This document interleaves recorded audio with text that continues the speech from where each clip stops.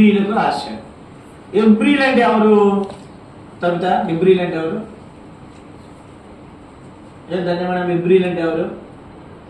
శారమ్మ గారు, ఎబ్రీలు అంటే ఎవరు?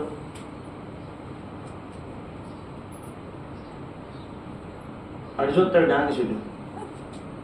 ఎబ్రీలు అంటే ఎవరు చూద్దు?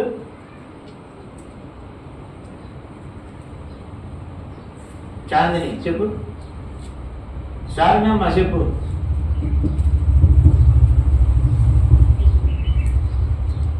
ఎవర్రా జాషేఫ్?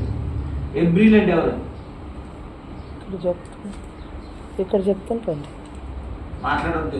ఒకసారి దాటిపోయిన తర్వాత ఇటు రాకూడదు. అసలు సౌండ్ నిలబడకూడదు. అసలు నాకు ఎవరితో మాట్లాడదు. అడిగిన వాళ్ళు నేను చెప్తాను. చెప్పండి సార్. తెలుసు. ఎబ్రీలు అంటే ఎవరు చెప్పరా? మాకు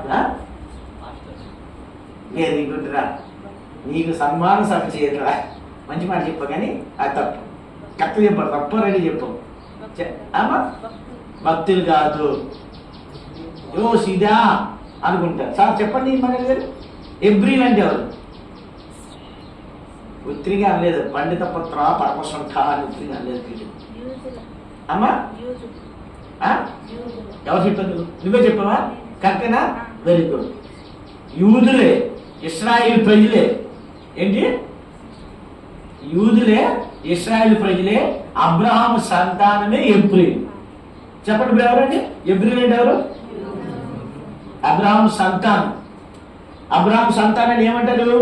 యూదులు అంటారు, ఇశ్రాయేలీలు అంటారు. వీళ్ళని అందరూ ఏమంటారు? హెబ్రీలు అంటారు. హెబ్రీలను ఎందుకు అన్నారంటే, అబ్రహాము ఏ ఊర్లో ఉండేవాడు? ముందు అబ్రహాం ఏ ఊరు నుంచి పిలువబడ్డాడు?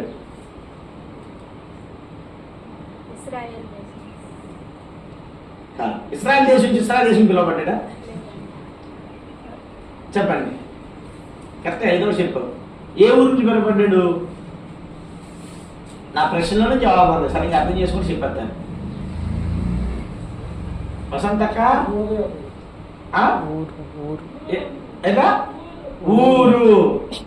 ఊరు అనే పట్టణం నుంచి పిలువబడ్డాడు.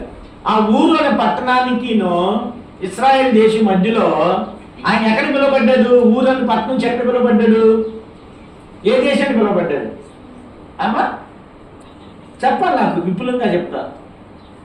ఊరు అనే పట్టణం నుంచి. ఇప్పుడు మీరు ఎక్కడి నుంచి బయలుదేరారు? మీరు తాటాకులగూడెం నుంచి ఎక్కడికి వచ్చారు? మందిరానికి వచ్చారు. అంతేనా? ఇప్పుడు మీరు వాగడగూడెం నుంచి ఎక్కడికి వచ్చావు? ఎక్కడికి వచ్చావు?